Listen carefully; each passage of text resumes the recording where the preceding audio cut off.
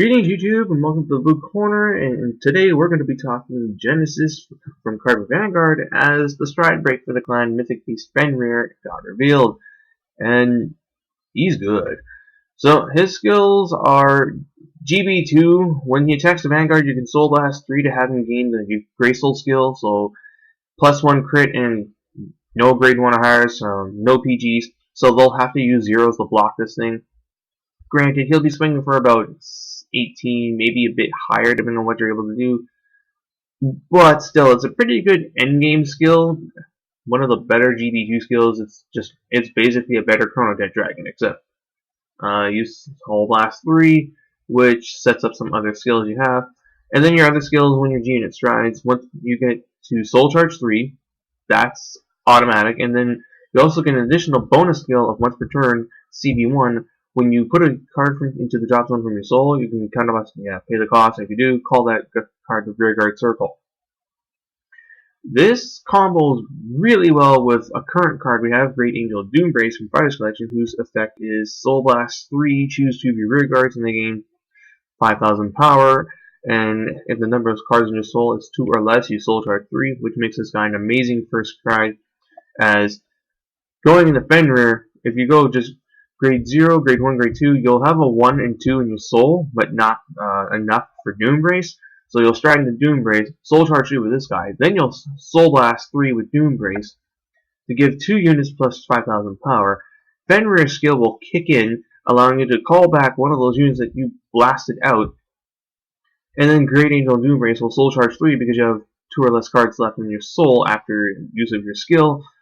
Thus, you happen to end your turn with 5 cards in soul, which may set up whatever the Persona Flip Dude is going to be. And it combos nicely with a couple cards. We, of course, have our Stride Fodder, which is Divine Royal Beast Skull. He searches up Fenrir. Divine Royal Beast Hadi, who GB1 is when you Soul Blast a card, he gains 1,000 power. So with Fenrir's Glory skill, he gets +3. With Doombrace's skill, he gets +3. And assuming you get to the very late game and you're running something like, I don't know, Yatagarasu, you would get +9 if you do get the full Soul Blast. But I don't think you would run Yatagarasu as your backup Vanguard anymore. Backup Vanguards, I am still in the air about that. You could be cheeking and run Angelica. Just that way you can break right Fenrir on top of Angelica, so he gets +1,000 power, then he attacks and uses his skill, so he gets +10 in the Graceful skill, but I don't know about that. Minerva does sound like still one of the better backup Vanguards for this, as through the game, or if you get rushed or whatever, you have your restanding Vanguard, and you have this guy for late game. But so there's those cards. We also have the starter, Leather Warding Lading, whose skill is you put it into the Soul GB1 to give your Vanguard a skill of once per turn. When a card, except this card, is put into the drop zone from your soul, you can call that guard Rearguard Circle. Now, initially, it didn't have this Accept Itself skill, so there was actually an infinite loop combo you could do.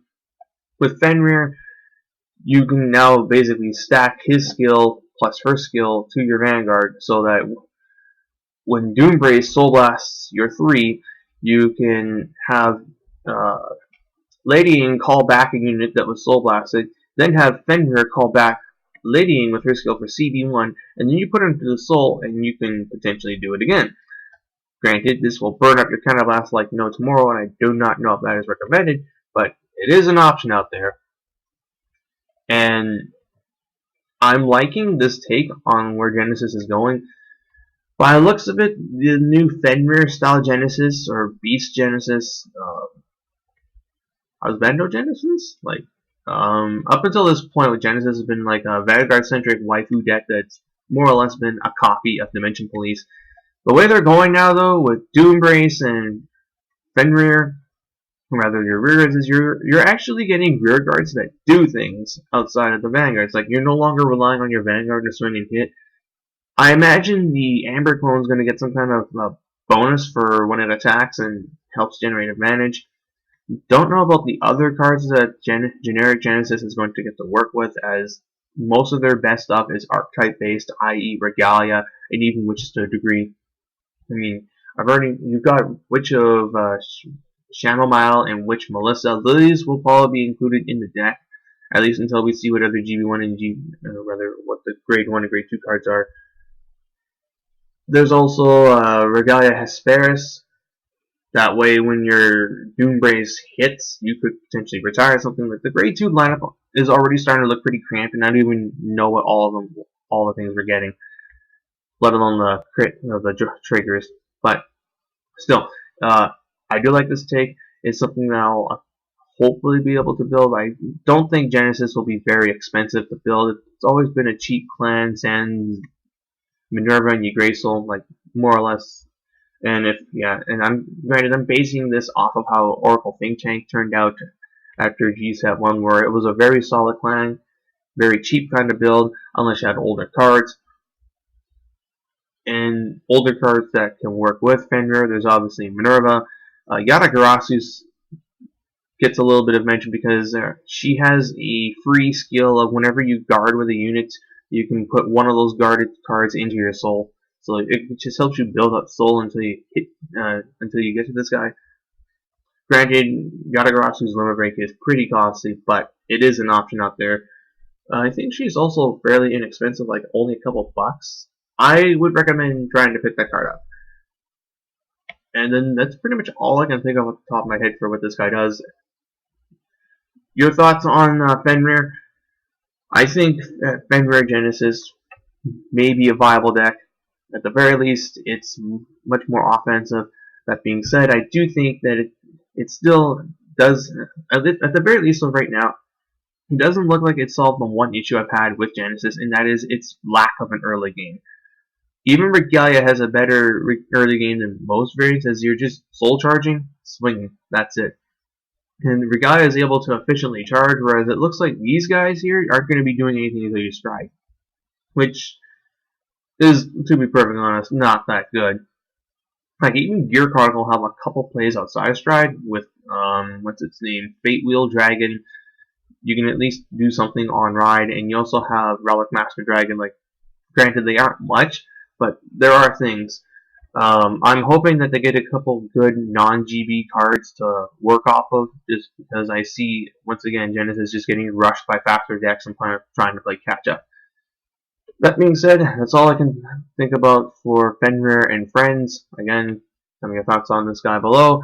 And, yeah, stay tuned for when more Neo Nectar cards get revealed, and I'll talk about all those, including the Revival Legion, and hopefully Asha's upgraded form. And when the Persona Stride break for this clan gets revealed, then I'll talk about that. I'm not going to talk about the on-hit Stride that's been revealed so far. It's Soul Blast 3, and you do something. Like, it's not going to hit. Like, Doombrace is the better of your beginning G units, and you don't need out of the cards and Soul, so you would probably run 4 of these, 2 Persona on flips, and then 1 of other cards. So, yeah, that's all I gotta say. Hope you guys enjoyed the video. Until next time, this is Booster39, jacking out.